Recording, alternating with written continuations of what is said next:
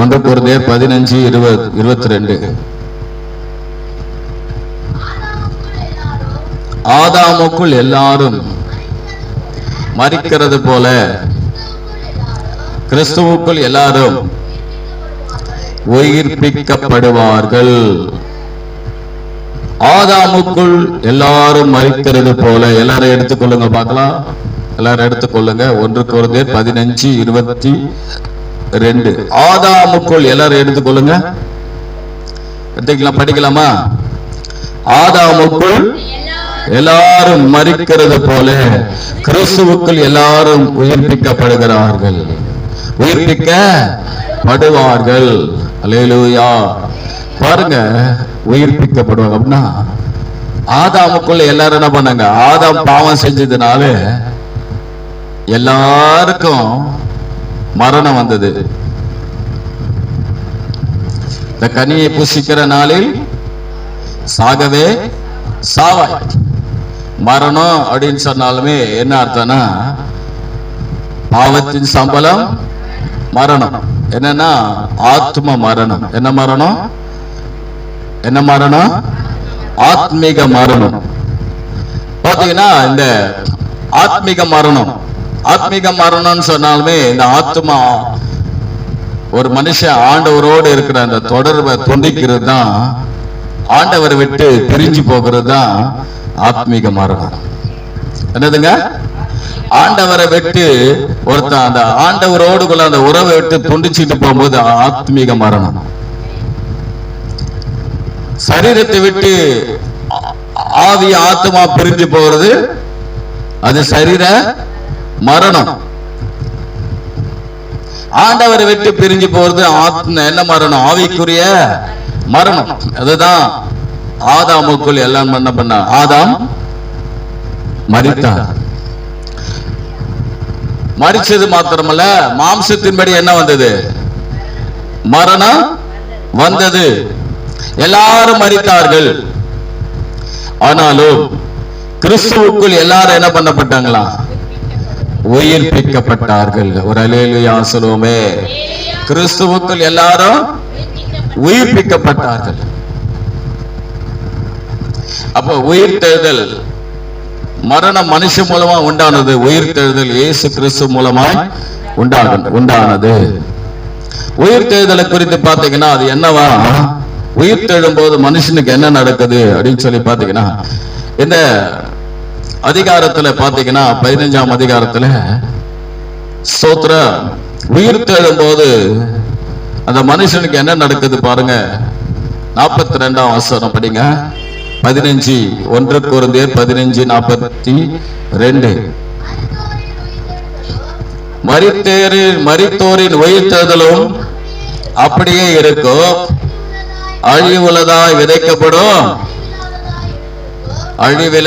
அழிவில்லாததா எழுந்திருக்கும். போதும். படிக்க மாட்டீங்களா? மத்தவங்க படிங்க. அல்லேலூயா. இந்த உயிர் தெழும் போது இந்த சரீரம், இந்த ஆவி ஆத்மா சரீரம் எப்படி மாறிடுன்னா அழிவில்லாததா எழுந்திருக்கும். சொல்லுங்க பார்க்கலாம். அழிவில்லாதது. உயிர் தெழுதல்னா அழிவில்லாதது, அழிவில்லாதவளாய் மாறிடுவோம். பாருங்க, அதுலயே 50ஆம் வசனம். வேற யாருன்னா படிங்க. சகோதரரே, நான் சொல்லுகிறது என்னவெனில், மாம்சமும் இரத்தமும் தேவனுடைய ராஜ்யத்தை சுதந்திரிக்க மாட்டாது. அழிவுள்ளது அழியாமை சுதந்திரிப்பதில்லை. அல்லேலூயா. மாம்சமும் ரத்தம் தேவனுடைய ராஜ்யத்தை சுதந்திரிக்க மாட்டாது. அழிவுள்ளது அழியாமை சுதந்திரிக்க மாட்டாது. அழியாமை. அல்லேலூயா. அழியாமைக்குள்ளே நாம் போ. Praise the Lord. பாருங்க, அதே 52ஆம் வசனத்தை நீங்க படிச்சு பாத்தீங்கன்னா, வேற யாருன்னா படிங்க டக்குன்னு. எக்காலம் தொனிக்கும், அப்பொழுது மரித்தோர் அழிவில்லாதவர்களால் எழுந்திருப்பார்கள். நல்ல கவனிங்க. எக்காலம் தொனிக்கும், அப்போது மரித்தோர் அழிவில்லாதவர்களால் எழுந்திருப்பார்கள். நாமும் மறுரூபமாக்கப்படுவோம். ஒரு அல்லேலூயா சொல்லுவோமே. அழிவில்லாதவர்களாய் எழுந்திருப்பார்கள். உயிர்த்தெழுதல் என்று சொன்னால் அழிக்கப்பட்ட இந்த சரீரமானது அழிவில்லாததாய் எழுந்திருக்கும். ஒரு அல்லேலூயா சொல்லுவோமே. அதே நீங்க 53ஆம் வசனத்தை படிச்சு பார்த்தீங்கன்னா, அழிவுள்ளதாக இது அழியாமையும் சாவுக்கேதுவான இது சாவாமையும் தரித்துக் கொள்வது என்போம். அழிவுள்ளாக இந்த சரீரமானது என்னவா மாறுமா? அழியாமை தரித்துக் கொள்ளும். அதுல 54ஆம் வசனத்தை நீங்க படிச்சு பார்த்தீங்கன்னா, அழிவுள்ளதாக இது அழியாமையும் சாவுக்கேதுவாகி இது சாவாமையும் தரித்துக் கொள்ளும் போது மரணம் ஜெயமாய் விழுங்கப்பட்டது என்று எழுதியிருக்கிற வார்த்தை நிறைவேறும். அல்லேலூயா சொல்லுவோமே. அப்போ இந்த சரீரமானது ஒரு ஆள் மரிக்கும் போது அவனை ஊழியக்காரங்க அடக்கம் பண்ணும்போது எப்படின்னா என்ன பண்றாங்க? சாம்பலுக்கு சாம்பலாகவும் புழுதிக்கு புழுதியாகவும் மண்ணுக்கு மண்ணாகவும் ஒப்பு கொடுக்குறாங்க. அப்போ சாம்பலாக மண்ணாக புழுதியா இந்த சரீரமானது மாறுகிறது. அது சரீரமானது அழிக்கப்படுகிறது, அழிந்து போகிறது. நாற்றம் எடுத்து புழு பூத்து எல்லாமே ஒன்று கூட இல்லாம எல்லாமே அழிக்கப்படுகிறது. அழிவுள்ளதாய் இருக்கிறது. ஆண்டவராகிய இயேசு கிறிஸ்து வரும்போது இந்த சரீரமானது உயிர்த்தெழும் போது அழிந்து போன இந்த சரீரமானது அழிவில்லாததாய் மாறுகிறது. அல்லேலூயா. அழிவில்லாத சரீரமாய் மாறிவிடுகிறது. மறுத்து 4 நாள் ஆன பிறகு 4 நாள் ஆச்சு. அப்பயே அந்த அம்மா சொல்றாங்க, 4 நாள் ஆயிடுச்சு, நாருமே 4 நாளே நாறுது. ஆனா அருமையான தேவ பிள்ளைகளே, இந்த சரீரமானது என்ன பண்ணுதுன்னா அழிந்து போகிறது. மரித்த உடனே அழிந்து போகிறது. ஆனா ஆண்டவராகிய இயேசு கிறிஸ்து வரும்போது அந்த சரீரமானது என்ன பண்றது? அழியாமையாய் மாறுகிறது. அல்லேலூயா. எப்படி மாறுது? ஆமா, அழிந்து போகாததா இருக்கிறது. எக்காலம் துணிக்கும். அப்பொழுது மரித்தோர் அழிவில்லாதவர்களாய் எழுந்திருப்பார்கள். எப்படி எழுந்திருப்பாங்களா? அழிவுள்ளதாய் விதைக்கப்படும், அழிவில்லாததாய் எழுந்திருக்கும். அழிவுள்ளது அழியாமை தரித்துக் கொள்ளும். அப்ப அழிவுள்ளதாகி இது அழியாமை தரித்துக் கொள்ளும் போது மரணம் ஜெயமாய் விழுங்கப்பட்டது என்ற வார்த்தை நிறைவேறுமா? அருமையான தேவ பிள்ளைகளே, 26ஆம் வசனம் சொல்லுது, பரிகரிக்கப்படும் கடைசி சத்துரு மரணம். இந்த கடைசி சத்துருவாகிய மரணத்தை ஜெயிக்கிறது தான் இந்த உயிர்த்தெழுதல். இந்த உயிர்த்தெழுதல் வரும்போதுதான் நம் அழிவுள்ள நம்முடைய சரீரம், நம் உள்ளதாக நாம் புதிய சரீரம் புதுசாய் அழிவில்லாதவர்களாய் எழுந்திருப்போம். ஒரு அல்லேலூயா சொல்லுமே. எல்லாருக்கும் இந்த பாக்கியம் இல்ல. அவருடைய உயிர்த்தெழுதல யார் பங்குள்ளவர்களா மாறுறாங்களோ அவங்க மட்டும்தான் அழிவுள்ள இந்த சரீரத்தை அழியாமை சரீரமாய் இதை மாற்ற முடியும், மாறும். சொல்லுவோமே. அப்ப அருமையான தேவ பிள்ளைகளே, அவங்க தான் என்ன பண்றாங்கன்னா, இந்த செத்து போன சரீரம், அழிஞ்சு போன இந்த சரீரமானது உயிர்ப்பிக்கப்படும் போது அழியாமையாய் மாறுகிறது. அவங்க தான் மரணத்தை ஜெயமாக விழுங்குவார்கள். 57ஆம் வசனம் சொல்லுகிறது, மரணமே 55ல இருந்து, மரணமே உன் கூர் எங்கே, பாதாளமே உன் ஜெயம் எங்கே? அவங்க எப்படி என்ன பண்றாங்கன்னா, அந்த அழியாமை தரித்துக் கொள்ளும் போது என்ன பண்றதுன்னா மரணத்தை ஜெயிக்கிறாங்க, பாதாளத்தை ஜெயிக்கிறாங்க. மரணத்தின் கூர் பாவம், பாவத்தின் பலன் நியாயப்பிரமாணம். நம்முடைய கர்த்தராகிய இயேசு கிறிஸ்துவினாலே நமக்கு ஜெயம் கொடுக்கிற தேவனுக்கு ஸ்தோத்திரம். அல்லேலூயா. அப்போ இந்த அழிவுள்ளதான இந்த சரீரமானது அழியாமை தரித்துக் கொள்ளும் போது நமக்கு மரணத்தின் மீது ஜெயம் வருகிறது. சொல்லுங்க பார்க்கலாம்.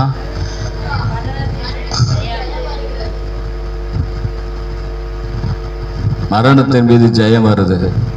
விசுவாசமா இருக்கிறவங்க சொல்லுங்க பார்க்கலாம். நான் போவேன்ற மட்டும் சொல்லுங்க இந்த வார்த்தைய. வாய் நல்லா தேர்ந்து சொல்லுங்க. மரணத்தின் மீது ஜெயம்.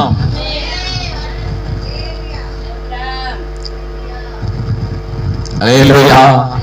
அப்போ இந்த சரீரமானது அழிவுக்குரிய இந்த சரீரம் அழியாமையை சுதந்திரித்துக் கொள்ளும். ஒரு அல்லேலூயா சொல்லுங்க. அழிவுள்ளதா விதைக்கப்படும், அழிவில்லாததா எழுந்திருக்கும். ஒரு அல்லேலூயா சொல்லுவோமே. அல்லேலூயா. அருமையான தேவ பிள்ளைகளே, நல்லா கவனிங்க. இந்த உலகத்துல வாழ்ற போது மக்கள் அநேகர் வாழ்ந்தாங்க. அநேகர் மரித்தோர் உயிரோடு எழுப்பப்பட்டாங்க. யார் யார் மரித்தோர் உயிரோடு எழுப்பப்பட்டாங்க? எலிசா ஒரு பையன் என்ன பண்ணாரு? உயிரோடு கூட எழுப்பினார். எலியா ஒருத்தனை உயிரோடு கூட எழுப்பினார். அடுத்தது ஆண்டவராக இயேசு கிறிஸ்து லாசருவை உயிரோடு எழுப்பினார். விதவையின் மகனை, வாலிபனை உயிரோடு எழுப்பினார். அது சிறு பெண்ணை உயிரோடு கூட எழுப்பினார். அது இந்த உலகத்துல அவங்க ஆண்டவராகிய இயேசு கிறிஸ்து வாழும்போது அவர்களை மரித்தோர்ந்து உயிரோடு கூட எழுப்பினார். ஆனால் அவங்க மறுபடியும் என்ன பண்ணாங்க? மரித்தார்கள். ஒரு அல்லேலூயா சொல்லுங்க பார்க்கலாம். அவர்கள் மரித்தார்கள்.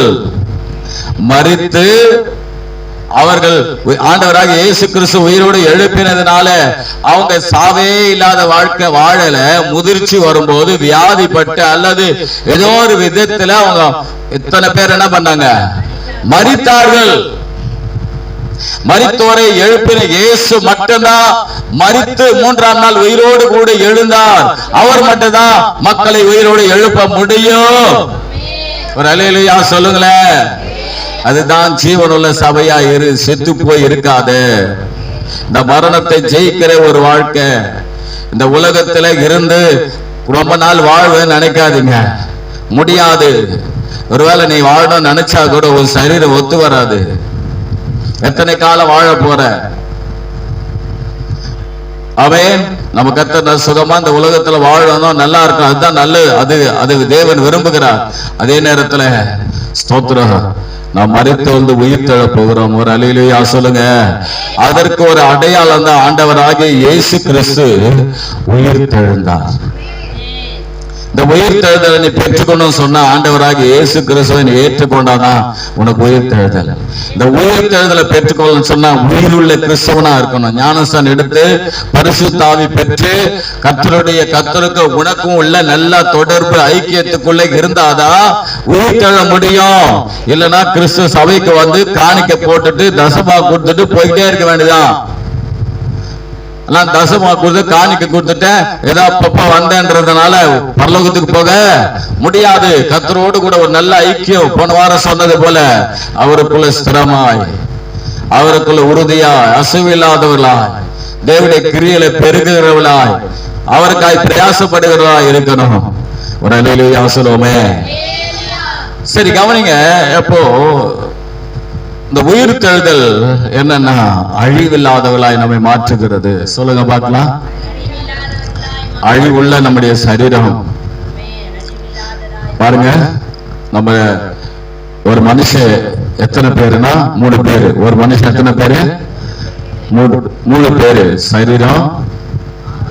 சரீரம் சொல்லுங்க. சரீரம், ஆத்மா, ஆவி. சரீரம், ஆத்மா, ஆவி. சரீரம் மண்ணில போயிடும். சரீரம் எங்க போயிடும்? மண்ணில போயிடும். ஆத்மா எங்க போயிடும்? பரதீசுக்கு போயிடும். ஆவி எங்க போயிடும்? தேவனிடத்தில் போயிடும்.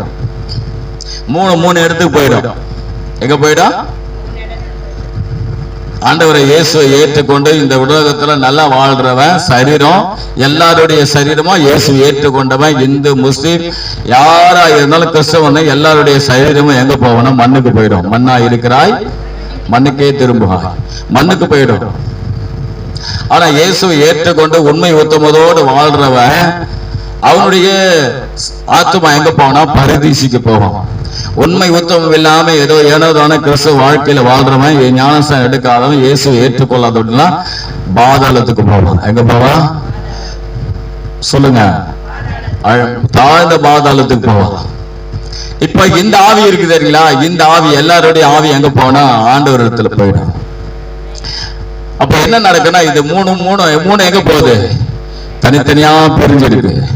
ஆண்டவராக இயேசு கிறிஸ்து வரும்போது மூணு ஒன்னா இணையும். ஒரு அல்லேலூயா சொல்லுவே. ஆவி வந்து இறங்கும், ஆத்மா. இந்த சரீரம் எப்படி மாறுனா அழிவுள்ள இந்த சரீரம் அழியாவதாய் மாறிடும். ஒரு அல்லேலூயா சொல்லுவோமே. இந்த அழியாத சரீரத்துக்குள்ள ஆவி ஆத்மா அழிவில்லாத சரீரமா இது மாறிவிடும். அல்லேலூயா. உங்களுக்கு இப்ப புரியுதா? உங்களுக்கு இந்த உலகத்தில் தான் நம்ம வாழாட்டுறது தலையாட்டுறது எல்லாம் அங்க போனோம்னா அந்த உலகத்துல நம்ம ஆண்டவருக்காக அருமையா வாழணும். சொல்லுங்க பார்க்கலாம். அல்லேலூயா. எப்படின்னா வாழ்ந்துட்டு நான் போயிடுவேன் நினைக்க கூடாதப்பா. அதுக்குதான் நான் இந்த வாரம் கத்தி உயிர் தேர்தலை குறித்து உங்களுக்கு பேசி கொண்டு இருக்கிறேன். உயிர் தேர்தல் உள்ளவர்களா இருப்போம். சரி, நாம சுருக்கமா வார்த்தை கவனிச்சுட்டு முடிப்போம். பாருங்க, அந்த அழியாமை நமக்கு வருது. உயிர் தெழும்போது நம்ம எப்படி மாறுறோம்? நம்ம அழிவில்லாதவர்களாய் அழியாமை உள்ளவர்களாய் மாறுகிறோம்.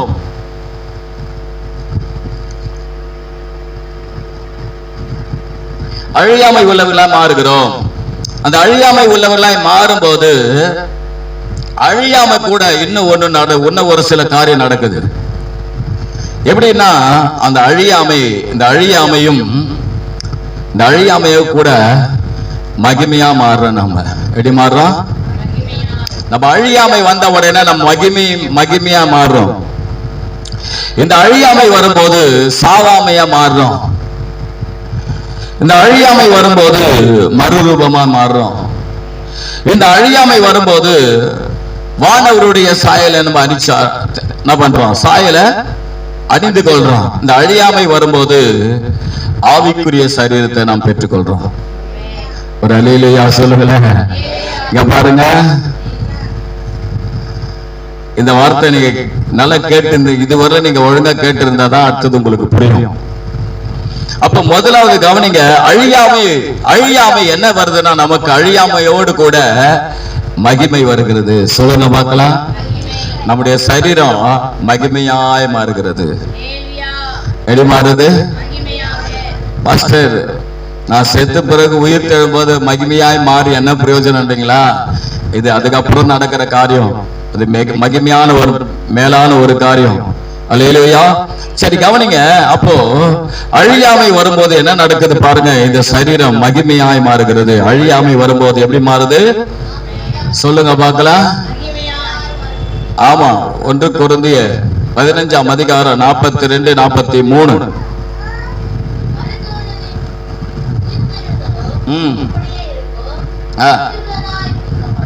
அழிவுள்ளதாய் விதைக்கப்படும், அழிவில்லாததாய் எழுந்திருக்கும். கனமீனம் உள்ளதாய் விதைக்கப்படும். நல்ல கவனிங்க, மகிமை உள்ளதாய் எழுந்திருக்கும். ஒரு அல்லேலூயா சொல்லுங்களேன். என்னதுங்க? இந்த அழிவுள்ளதாய் விதைக்கப்பட்ட இந்த சரீரமானது அழிந்து போகும். அழிஞ்சு போனவன ஆண்டவராகிய இயேசு கிறிஸ்து வரும்போது இந்த சரீரமானது அழிவுள்ளதாய் எழுந்திருக்கும். அந்த அழிவுள்ளதாய் எழுந்திருக்கும் போது அந்த சரீரம் அழிவில்லாததாய் எழுந்திருக்க போது அந்த சரீரமானது மகிமை உள்ளதா மாறிடும். அல்லேலூயா. எப்படி மாறுமா? ஆமா, ஸ்தோத்திரம். மகிமை உள்ளதாய் மாறிடும். பாருங்க, ரோமர் 1ஆம் அதிகாரம் 23ஆம் வசனம் சொல்லுது, அழிவில்லாத தேவனுடைய மகிமை. சொல்லுங்க பார்க்கலாம். பாருங்க, அழிவுள்ள மகிமை மனிதனுடைய மகிமை, அழிவில்லாத தேவனுடைய மகிமை. அப்போ இந்த ஸ்தோத்திர இந்த மனுஷன் அழிவில்லாதவனாய் மாறும்போது அவனுக்குள்ள தேவ மகிமையினால் நிரப்பப்படுறான். எப்படிங்க? தேவ மகிமை. ஓ ஹல்லேலூயா. ஆண்டவராகிய இயேசு கிறிஸ்து வரும்போது மத்தேயு 24ஆம் அதிகாரத்துல 30ஆம் வசனத்தை நீங்க படிச்சு பார்த்தீங்கன்னா, படிங்க பார்க்கலாம்.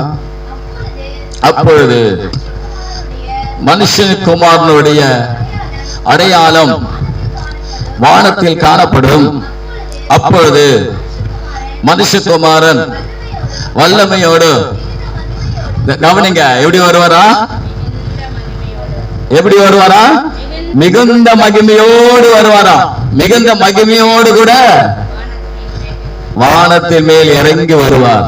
அப்ப பாருங்க, இயேசு கிறிஸ்து வரும்போது இந்த அழிவுள்ள சரீரமானது அழிவில்லாததா உயிர்ப்பிக்கப்படும் போது அந்த வானத்திலிருந்து வருகிற அந்த மகிமையோடு இயேசு கிறிஸ்து வரும்போது இந்த சரீரமா எப்படி மாறிடுனா மகிமையான சரீரமாய் மாறிடும். ஒரு அல்லேலூயா சொல்லுவோமே.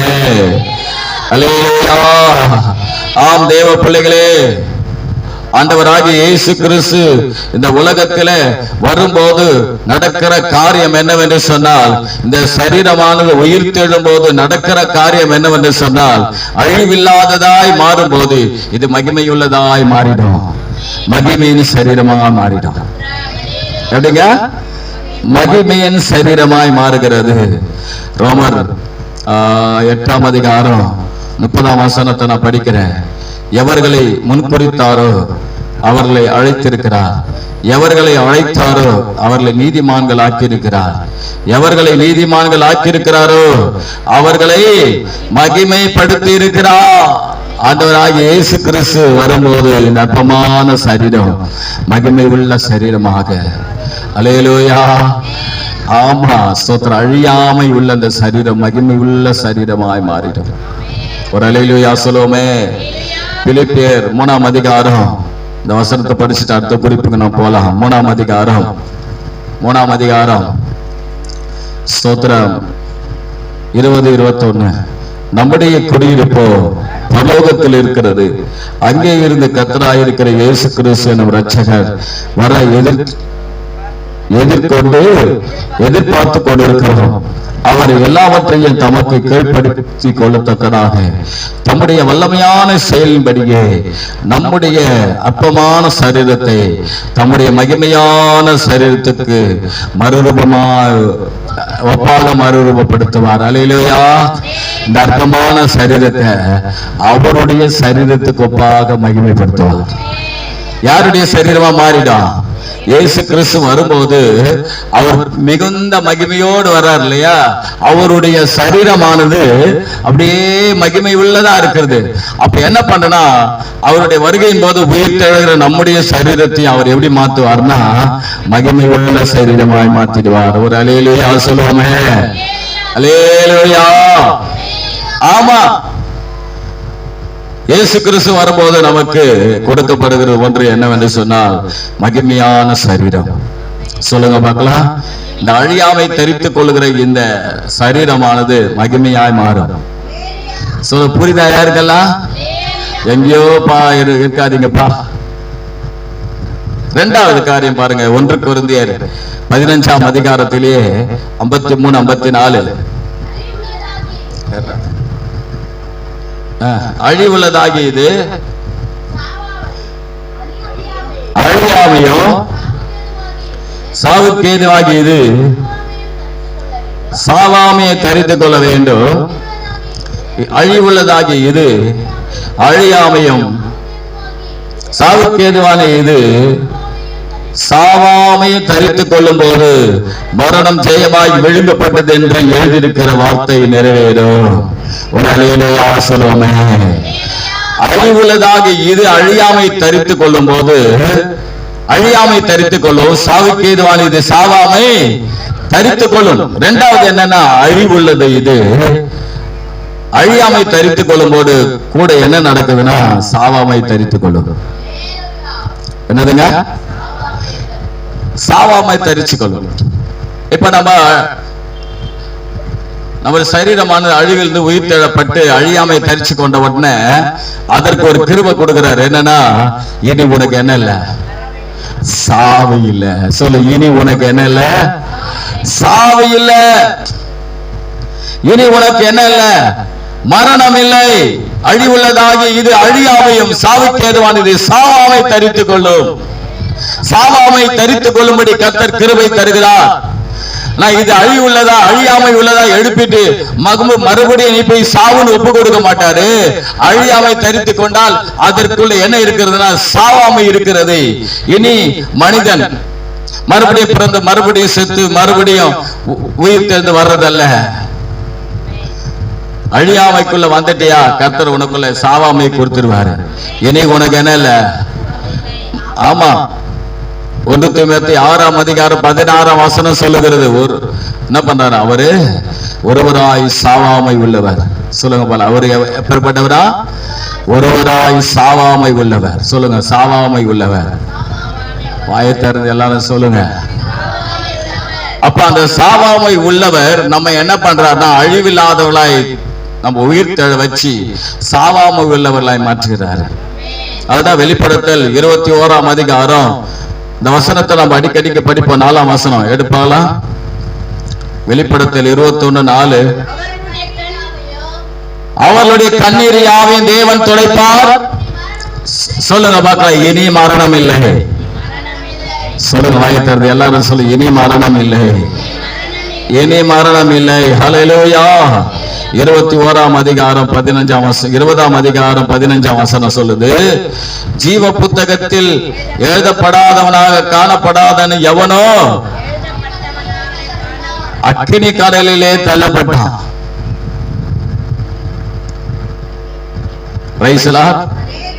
ஆனா பாருங்க, இந்த ஜெயம் கொள்ளுகிறவன் எப்பேற்பட்டவனா இருக்கிறான் என்று பாருங்க. 2ஆம் அதிகாரம் வெளிப்படுத்தல் 2ஆம் அதிகாரம் 11ஆம் வசனம்.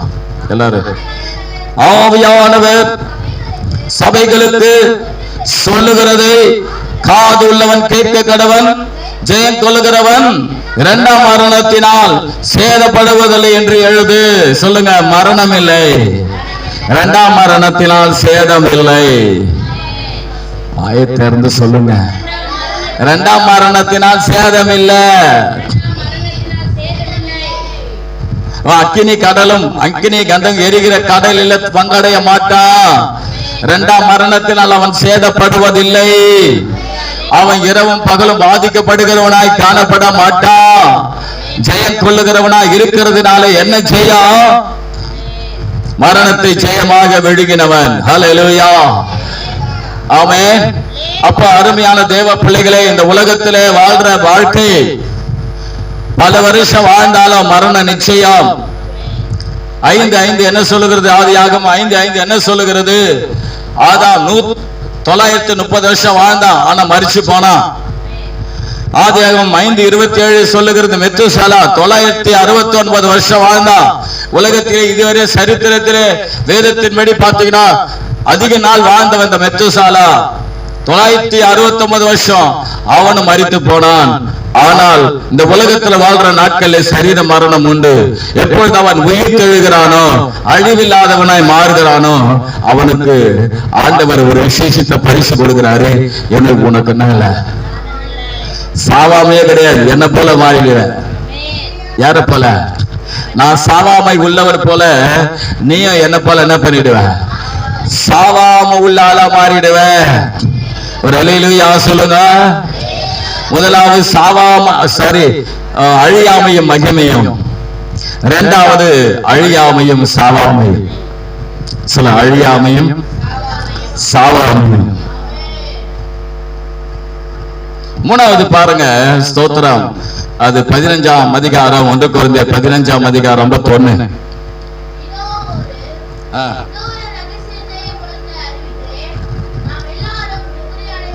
இதோ ஒரு ரகசியத்தை அறிவிக்கிறேன், நாம் எல்லாரும் நித்திரை அடைவதில்லை. ஆகிலும் கடைசி எக்காலம் துணிக்கும் போது ஒரு நிமிஷத்திலே, ஒரு இமைப்பொழுதிலே நாம் எல்லாரும் மறுரூபமாக்கப்படுவோம். ஒரு அல்லேலூயா சொல்லுவோமே. அழிவுள்ளதாகி இது அழியாமை தரித்துக் கொள்ளும் போது அந்த சரீரமானது மறுரூபம் உள்ளதாய் மாறும். எப்படி மாறிடா? சொல்ல மாட்டீங்களே. அல்லேலூயா, எவ்வளவு அருமையானது இல்ல? எப்படி எப்படி மாறும்? எப்படி மாறும்? எப்படி மாறும்? இந்த அழியாமை பெற்ற இந்த சரீரமானது அப்படியே மறுரூபமா மாறிடும். அல்லேலூயா. வேறு சரீரமா மாறிடும், மறுரூபமாயிடும். 2 கொரிந்தியர் 18ஆம் அதிகாரம் 3ஆம் அதிகாரம் 18ஆம் வசனம். 2 கொரிந்தியர் 3:18. நாம் எல்லாரும் திறந்த முகமாய் கர்த்தருடைய மகிமையை கண்ணாடியிலே பார்க்கிறது போல கண்டு, காண்கிறது போல கண்டு, ஆவியாய் இருக்கிற கர்த்தரால் அந்த சாயலாகத்தானே, நல்ல கவனிங்க, மகிமை மேல் மகிமை அடைந்து மறுரூபமாகிறோம். அல்லேலூயா. அப்படியே மறுரூபமா மாறிடும் தேவ பிள்ளைகளே. ஒரு மைப்பொழுதில அப்படியே ஒரு சிட்டுக்கு போடுறதுக்குள்ள மறுரூபமா மாறிடும். உயிரோடு இருக்கிற நாம் அழியாமை தரித்து கொண்டு, அந்த அழியாமையில ஒரு பகுதி, அழியாமை தான் இந்த மறுரூபம்.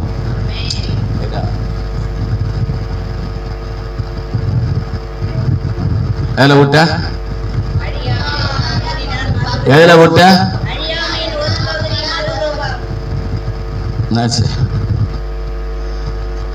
அப்போ மறுரூபம் ஆயிடுவோம். எப்படி ஆகும்? இப்ப நம்ம பாத்தீங்கன்னா மரித்து உயிரோடு எழுந்துக்கும் போது என்ன நடக்குதுன்னா, அழிவில்லாமலாம எழுந்துடுறோம். அந்த சரீரத்தை அப்படியே என்ன பண்ணுவார்னா அப்படியே மறுரூபமா தான் எழுந்திருப்போம். எப்படி எழுந்திருப்போம்? வேற்று மனிதர்களா அப்படியே ஒரு மறுரூபமா எழுந்திருப்போம். பிலிப்பியர் நம்ம ஏற்கனவே படிச்ச வசனம் 3ஆம் அதிகாரம் 21ஆம் வசனம் படிங்க டக்குன்னு.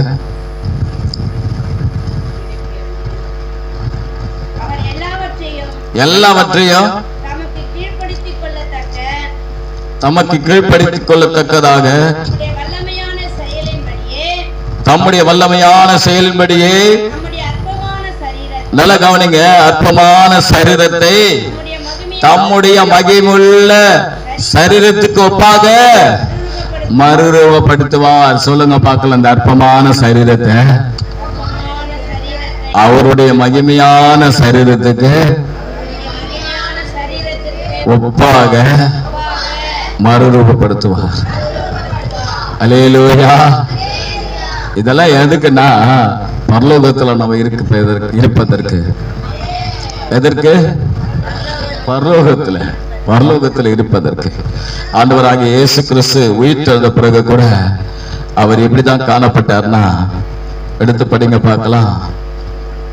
மார்க்கு 16ஆம் அதிகாரம் 12ஆம் வசனம்.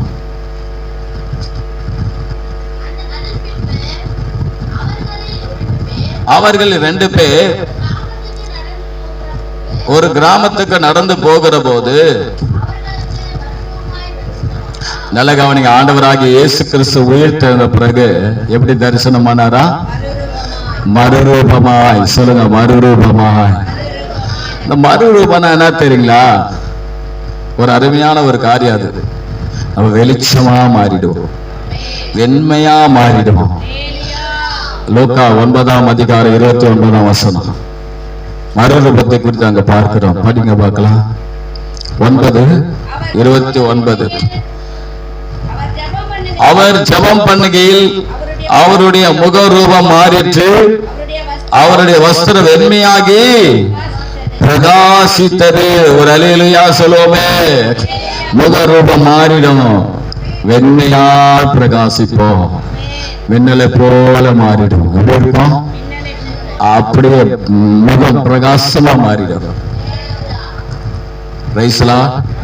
அதான் ஆண்டவர் சொல்றார், பவுல் சொல்றாரு. என்ன சொல்றாருன்னா, ஸ்தோத்திரம், ரோமர் 12:2 சொல்லுகிறது, நீங்கள் பிரபஞ்சத்திற்கு ஒத்த வேஷம் தெரியாமல் தேவனுடைய நன்மையும் பிரியமும் பரிபூரணமான சித்தம் என்னதென்று பகுத்தறியத்தக்கதாக உங்கள் மனம் புதிதாகிறதுனாலே மறுரூபாகுங்க.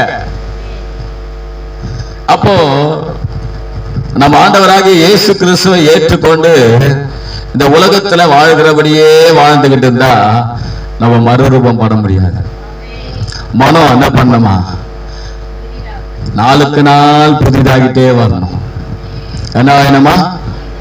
நாளுக்கு நாள் புதிதாக்கப்படுகிற நேரம், நாளுக்கு நாள் ஆவிக்குரிய வாழ்க்கையில புதிதாக்கிட்டே போகணும். எப்படி மறுரூபம் வரும்னா, அருமையானவர்களே, ஜெபிக்க ஜெபிக்க அந்த மறுரூபம் உங்க வாழ்க்கையில வர ஆரம்பிச்சிட்டு என்ன பண்ணா, ஜெபிக்க ஜெபிக்க நல்ல ஆண்டவருக்குள்ள நல்லா ஜெபிக்க ஜெபிக்க அந்த ஜெபமானது ஆண்டவருடைய முகத்தை மாத்திடுச்சு, மறுரூபமா மாத்திடுச்சு, அவருடைய சரீரம் முழுவதும் வெளிச்சமா மாத்திடுச்சு.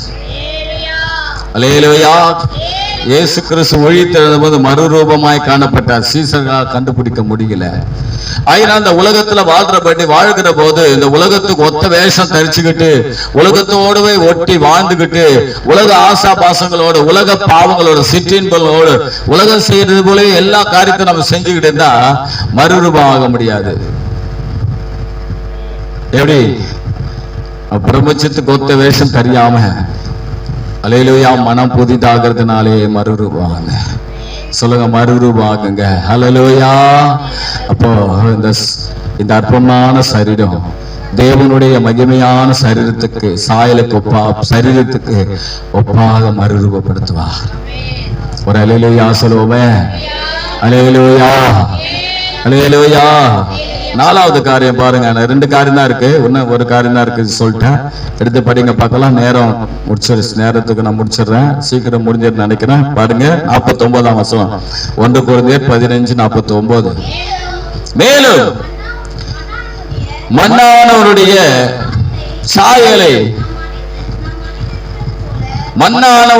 சாயலை நாம் அணிந்திருக்கிறது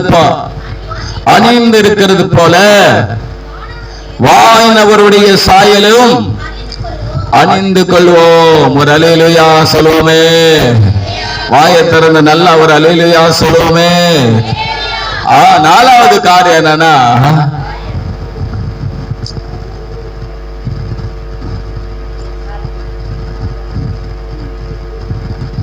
வானவருடைய சாயலை சொல்லுங்கப்பா. வானவருடைய சாயலை அணிந்து கொள்ளுவோம். யார் சாயல் அணிவா? வானவருடைய சாயல். இப்ப இந்த பூமியில நம்ம எந்த சாயல் இருக்கிறோம்? மனுஷ சாயல் இருக்கிறோம். ஆண்டவர் மனுஷனை படைக்கும் போது எப்படி படிச்சாரா? ஸ்தோத்திரம்.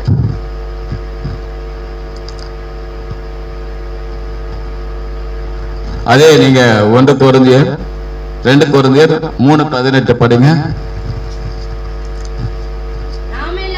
நாம் எல்லாரும் திறந்த முகமாய் கர்த்தருடைய மகிமையை கண்ணாடியிலே காண்கிறது போல கண்டு ஆவியாய் இருக்கிற கர்த்தரால் அந்த சாயலாக சொல்லுங்க, அந்த சாயலாக மகிமை மேல் மகிமை அடைந்து அந்த சாயல் அடைவோம். எந்த சாயல்? தேவ சாயல் லாக மாறி தேவனோடு இருப்பே நானும் தேவனோடு இருப்பே. தேவசாயல் லாக மாறி தேவனோடு இருப்பே நானும் தேவனோடு இருப்பே. சங்கீதம் 17ஆம் சங்கீதம் 15ஆம் வசனம் சொல்லுகிறது, நானோ நீதியில் உம்முடைய முகத்தை தரிசிப்பேன், நான் விழிக்கும் போது உமது சாயலால் திருப்தியாவே. சொல்லுங்க பார்க்கலாம். விழிக்கும் போது, நாம் உயிர்த்தெழும் போது உமது சாயலில் திருப்தியாவே. சொல்லுங்க. மண்ணான அந்த சாயலை கலைச்சிட்டு விண்ணவருடைய சாயலை நாம் அணிந்து கொள்ளுவோம். சொல்லுங்க பார்க்கலாம். என்ன சாயல்? விண்ணவருடைய சாயல். அந்த சாயலை நம்ம தரிசிக்குவோம். இந்த மண்ணின் சாயலை கலைத்து நாம் மண்ணின் சாயலை கலைத்தேனா விண்ணவர் சாயல் அடைவோம். விண்ணவர் சாயல் அடைவோம். அப்போ அருமையானவர்களே, நாம வெடிக்கும் போது அவருடைய சாயல திருப்தி ஆகணும். வெடிக்கும் போதுனா என்ன அர்த்தம்? நான் மறிச்சு என் கண்ணை விழிக்கும் போது, உயிர் தெழும் போது அவருடைய சாயல திருப்தி அவர் சாயல் எனக்கு உண்டாயிருக்கும். பாருங்க, கொலோசியர் 3ஆம் அதிகாரம் எடுங்க பார்க்கலாம். எல்லாரும் எடுங்க, எல்லாரும் தயவு செய்து எடுங்க. முடிக்க போறோம். அடுத்த குறிப்பு ரொம்ப சின்னதுதான். கொலோசியர் 3ஆம் அதிகாரம் 10ஆம் வசனம். தன்னை சிருஷ்டித்தவருடைய சாயலுக்கு போய் பூரண அறிவை அடையும்படி புதிதாக்கப்பட்ட புதிய மனுஷனை தரித்துக் கொண்டிருக்கிறீர்களே. என்னவா? தன்னை சிருஷ்டித்தவருடைய சாயலுக்கு போய் பூரண அறிவை அடையும்படி புதிதாக்கப்பட்ட புதிய மனுஷனை தரித்துக் கொண்டிருக்கிறீர்களே. புதிய மனுஷனை தரிசிப்பீங்க. பழைய மனுஷனையும் அவனுடைய செய்கை என்ன பண்ணிடுவீங்க? கலைத்து போட்டுருவீங்க. பழைய மனுஷன் என்ன பண்ணிடுவான்? செத்து போயிடுவான். எபேசியர் 4ஆம் அதிகாரம்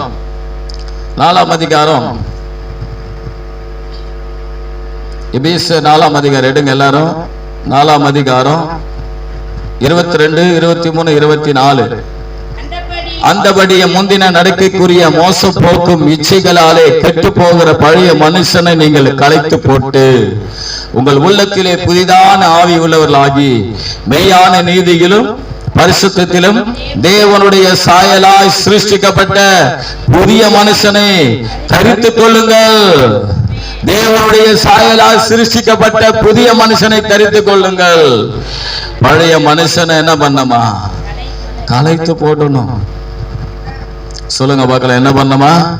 அந்தபடியே முந்தின நடக்கக்கூடிய மோச போக்கும் இச்சைகளாலே கெட்டு போகிற பழைய மனுஷனை கலைத்து போட்டு, கெட்டு போன மனுஷனை அல்ல, புதிய மனுஷனை மெய்யான நீதியிலும் பரிசுத்தத்திலும் தேவனுடைய சாயலா சிருஷ்டிக்கப்பட்ட, பரிசுத்தம் தேவ நீதி ஆகிய அந்த தேவனுடைய சாயலா சிருஷ்டிக்கப்பட்ட புதிய மனுஷர்களாய் நம்ம எழுந்திருப்போம். ஒரு அல்லேலூயா சொல்லுமே, அல்லேலூயா. அப்போ வானவருடைய சாயல் என்ன அணிஞ்சிப்போ? வானவருடைய சாயல். ஆதியாகமம் ஸ்தோத்திரம் 1ஆம் அதிகாரம் 26, 27 படிங்க. டக்குன்னு கடந்து போலாம். ஆதியாகமம் 1ஆம் அதிகாரம் 26.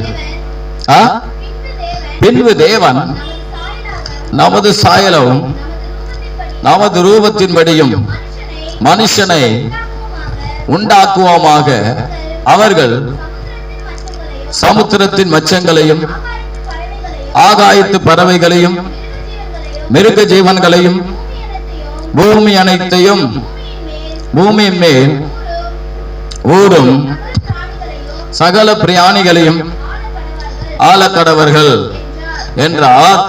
தேவன் தம்முடைய சாயலாகவும் மனுஷனை சிருஷ்டித்தார். அவனை தேவ சாயலாகவே சிருஷ்டித்தார். ஆணும் பெண்ணுமாக சிருஷ்டித்தார். ஒரு அல்லேலூயா சொல்லுமே. ஆதியில ஆதாம் ஏவாளை எந்த சாயல சிருஷ்டித்திருந்தாரு? வானவருடைய இயேசுவின் சாயலே, தேவ சாயலே சிருஷ்டித்து இருந்தார். ஆனா அங்க ஒருத்தன் புகுந்தான் உள்ள. என்ன பண்ணிட்டான்? அந்த சாயலை கலைச்சு போட்டான். அந்த பிசாசுக்கு கீழ்ப்படிஞ்சதுனால தேவனுடைய சாயலை இழந்து போயிட்டான். தேவனுடைய சாயலாக மெய்யான நீதியும் பரிசுத்தத்தை இழந்து போயிட்டான். இழந்த உடனே அவன் பார்த்தீங்கன்னா பாவ மனுஷனா மாறிட்டான், பழைய மனுஷனா மாறிட்டான்.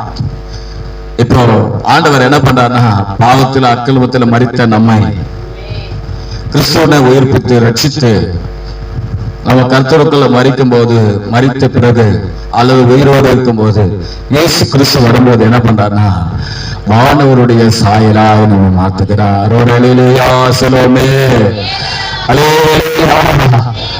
அவன் இந்த உலகத்துல வாழும்போது இந்த பிரபஞ்சத்துக்கு ஒத்த வேஷம் தெரியாம கொஞ்சம் அப்படி இப்படி போகாம இந்த உலகத்தை விட்டு நாம அப்படியே தேவ சாயலாகவே நம்ம மாத்தி மாத்தி மாத்தி அவர் வரும்போது நாம் விழிக்கும் போது அவருடைய சாயலிலே நாம் திருப்தி ஆகிறோம். அல்லேலூயா, ஆமா, அருமையானவர்களே, தேவ சாயலாய் நாம் மாறுகிறோம். சொல்லுங்க பாக்க, தேவ சாயலாய் மாறுகிறோம். அல்லேலூயா. மனுஷன் எதெல்லாம் இழந்தான ஆண்டவர் திரும்ப பெற்றுக் கொள்றது அந்த பரலோக ராஜ்யம். ஆமென். ஸ்தோத்திரம். புரிஞ்சிச்சா இல்லையா? புரிஞ்சுதா? சந்தோஷமா இருக்கு நீங்க புரிஞ்சு சொல்லப்படும் போது. 1 கொரிந்தியர் 15ஆம் அதிகாரம் 44ஆம் வசனம் கடைசி.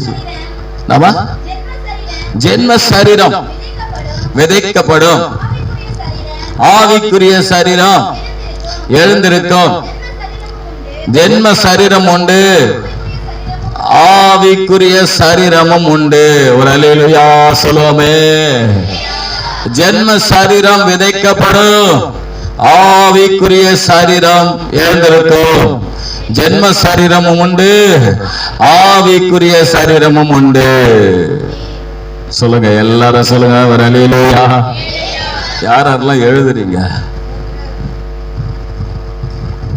ஜென்ம சரீரம் எது? ஜென்ம சரீரம் எது? எதுங்க ஜென்ம சரீரம்? ஒரு கிள்ளிக்குங்க உங்களை. இதுதான் ஜென்ம சரீரம். ஜென்மன்னா பிறந்த சரீரம். பிறந்த இல்லைங்க, பாருங்க, பிறந்த சரீரம் அது. பாருங்க என்ன பாருங்க, ஜென்ம சரீரம் என்ன பாருங்க. ஸ்தோத்திரம். 1:26 படிங்க. 1:26 ஆதியாகமம் 1:26.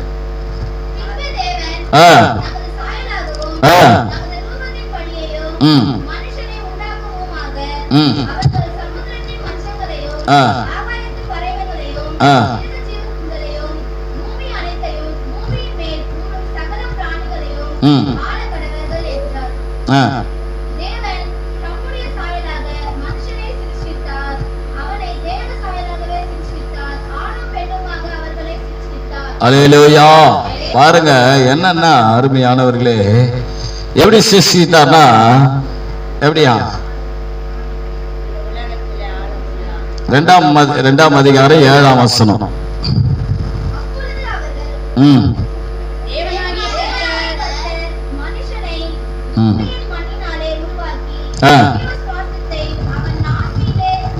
பாருங்க என்னன்னா, அருமையானவர்களே, 2ஆம் அதிகாரம் 7ஆம் வசனம் என்ன சொல்லுதுன்னா, மண்ணினாலே மனுஷனை உண்டாக்கினார். சொல்லுங்க, இது மண்ணினாலே மனுஷனை உண்டாக்கினார். இதுதான் ஜென்ம சரீரம். இப்ப ஜென்ம சரீரம் எது?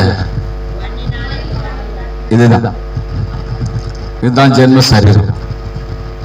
மண்ணினால உண்டாக்குனார்ல, அதுதான் ஜென்ம சரீரம். ஆவிக்குரிய சரீரம் எது? அதிலே சொல்லப்பட்டிருக்கிறது. என்ன சொல்லப்பட்டிருக்கு பாருங்க, 7ஆம் வசனத்திலே. 7ஆம் வசனம் 2:7.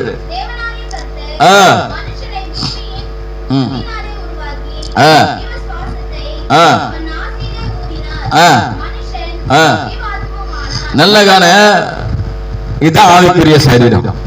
எதுங்க?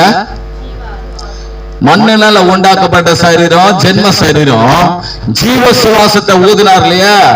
சுவாசம் ஊதின உடனே ஜீவ ஆத்மாவானா. சொல்லுங்க பார்க்கலாம், ஜீவாத்மாவானா. அப்படின்னா ஆவிக்குரிய சரீரமும் இருந்தது, ஜென்ம சரீரமும் இருந்தது. எப்ப மனுஷன் பாவம் செஞ்சானோ, இந்த மனுஷன் எதில் தான் உலாவி கொண்டிருந்தான்னா என்ன பண்ணுச்சு? ஜீவன் அவனை விட்டு போயிடுச்சு. ஜீவ சுவாசத்தோடு ஜென்ம சரீரத்தோடு தான் உலாவிட்டு இருந்தான். எப்படி போயிடுச்சு? பாவம் அவனுக்குள்ள வந்த உடனே ஜீவன் போயிடுச்சு. ஜீவன் போன உடனே அவனுக்குள்ள சுவாசம் மட்டும்தான் இருந்தது. அப்ப என்ன நடக்குது? ஆண்டவராகிய இயேசு கிறிஸ்து வரும்போது, உயிர்த்தெழுந்து வரும்போது நடக்கிற காரியம் என்னன்னா, அந்த ஆவிக்குரிய சரீரமாகிய ஜீவ சுவாசம், அந்த ஜென்ம ஆவிக்குரிய சரீரத்தை என்ன பண்ணுவாங்க? ஆவிக்குரிய சரீரமா அதை மாத்துவார். ஒரு அல்லேலூயா சொல்லுங்க. ஒரே ஒரு காரியத்தை சொல்லி முடிச்சிடுறேன். அந்த அதிகாரத்திலேயே நீங்க ஒரே ஒரு வசனத்தை விளக்கத்தை சொல்லி முடிச்சிடுறேன். அது 45ஆம் வசனத்தை 45ல இருந்து 47 வசனம் வரையில படிச்சு பாத்தீங்கன்னா,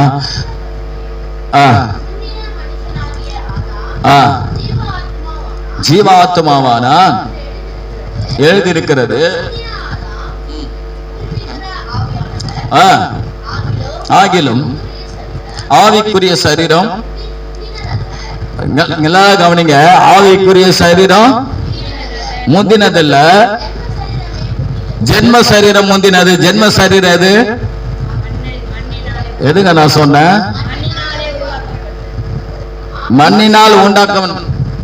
மண்ணினால் உருவாக்கப்பட்ட இந்த சரீரம் தான் ஜென்ம சரீரம் தான். மண்ணினால் உண்டாக்கப்பட்டது தான் அது. முந்தினவன் பிந்திதான் எதை ஊதினாரா? ஆவிக்குரிய சரீரத்தை ஊதினார். அல்லேலூயா. படிங்க. எது ஆவிக்குரிய சரீரம்? எது ஆவிக்குரிய சரீரம்? புரிஞ்சுதா உங்களுக்கு? புரிஞ்ச மாதிரி கேட்கின்ற என்னது? ஜீவ ஆத்மா ஊதினார் இல்லையா? அதுதான் ஆவிக்குரிய சரீரம். ஒரு அல்லேலூயா சொல்லுங்களேன். இப்ப என்ன ஆகுதுன்னா, அந்த உலகத்துல ஸ்தோத்திர ஆண்டவர் என்ன செய்ய போறாருன்னா, இந்த மனுஷன் உயிர் தெழும்போது ஆண்டவர் என்ன பண்ண போறாருன்னா, ஜென்ம சரீரத்தை மறுரூபமாக்கி இந்த ஜென்ம சரீரத்தை ஜீவ சுவாசம் உள்ள சரீரமா மாத்தி ஆவிக்குரிய சரீரமா நம்மை கொண்டு போக போகிறார். ஒரு அல்லேலூயா சொல்லுவோமே. ஆதாம் இழந்தா இல்லையா? என்ன இழந்த ஆதாம்? ஜீவனை இழந்து போயிட்டான். சுவாசத்தோடு தான் இருந்தான். அப்ப என்ன நடக்குதுன்னா, ஒரு மனுஷன் ரட்சிக்கப்படும் போது நடக்கிற காரியம் என்னன்னா, அவன் ஜென்ம சரீரத்தோடு சுவாசத்தோடு நடப்பினமா இருந்தான். பாவத்தினால் அக்கிரமத்தினால் மரிச்சு அவனை ரட்சிப்புக்குள் நடத்தி ஜீவனை கொடுத்து அவனை அப்படியே நம்ம நடத்தி கொண்டு வருகிறார். அப்ப என்ன ஆகுதுன்னா, கடைசியில அந்த ஜீவ அந்த ஆண்டவராக இயேசு கிறிஸ்து வரும்போது என்ன பண்றாருன்னா, இந்த சரீரத்தை ஜீவ சரீரமா ஆவிக்குரிய சரீரமாய் நம்ம மாத்தி கொண்டு போறார். ஒரு அல்லேலூயா சொல்லுவோமே. இது ஒரு சிம்பிளா சொல்லி இருக்கிறேன். அல்லேலூயா. இங்கேயே தெளிவா போட்டிருக்கு. ஆவிக்குரிய சரீரம் எது? ஜென்ம சரீரம் எது? ஆவிக்குரிய சரீரம் என்ன? உள்ளான மனுஷன். ஆவி ஆத்மாதான் ஆவிக்குரிய சரீரம். இந்த ஆவிக்குரிய சரீரம் என்ன பண்ண, இந்த மாம்சம் என்ன பண்ண, மறுரூபமாகி 2 3 இணைஞ்சி அப்படியே ஆவிக்குரிய சரீரமாய் பரலோகத்துக்கு போகும். ஒரு அல்லேலூயா சொல்லுவோமே. இது யாருக்கெல்லாம் புரிஞ்சதுன்னு தெரியல. ஆனாலும் தெய்வ பிள்ளைகளை புரிஞ்ச மாதிரி நீங்க கேட்டுக்கிட்டு இருக்கீங்க. ரொம்ப சந்தோஷம். புரியுதா? சொல்லுங்க பார்க்கலாம். ஒரு அல்லேலூயா. ஒரு அல்லேலூயா சொல்லுவோமே. அப்ப ஆண்டவராகிய இயேசு கிறிஸ்து சாவாமையோடு கூட ஸ்தோத்திரம் என்னத்தை பண்றாரு? அழியாமையும் மகிமையும், அழியாமையும் சாவாமையும், அழியாமையும் மறுரூபம், அழியாமையும் தேவசாயலும், அழியாமையும் ஆவிக்குரிய சரீரமும். ஒரு அல்லேலூயா சொல்லுவோமே. அப்ப அழியாத வாழ்க்கை, அழியாத ஜீவனாய் நம்முடைய ஜீவன் இருக்கிறது. அழிவுள்ளதாக இது அழியாமை தரித்துக் கொள்ளும். மாம்சம் ரத்தம் தேவனுடைய ராஜ்யத்தை சுதந்திரிப்பதில்லை. இந்த சரீரம் என்ன பண்ணுவது? தேவனுடைய ராஜ்யத்துக்கு போகாது. இந்த சரீரம் மறுரூபமாக்கப்படுறது பாருங்க. அழிவில்லாத மாறுது பாருங்க. அதுதான் எப்படி மாறும்? மகிமையாய் மாறும், மறுரூபமா மாறும், தேவசாயலாய் மாறும், ஆவிக்குரிய சரீரமாய் மாறும். அப்புறம் ஆமே சாவாமை உள்ளதா மாறும். கர்த்தர் உங்களை ஆசீர்வதிப்பார். எல்லாம் இருந்திருக்கலாமா?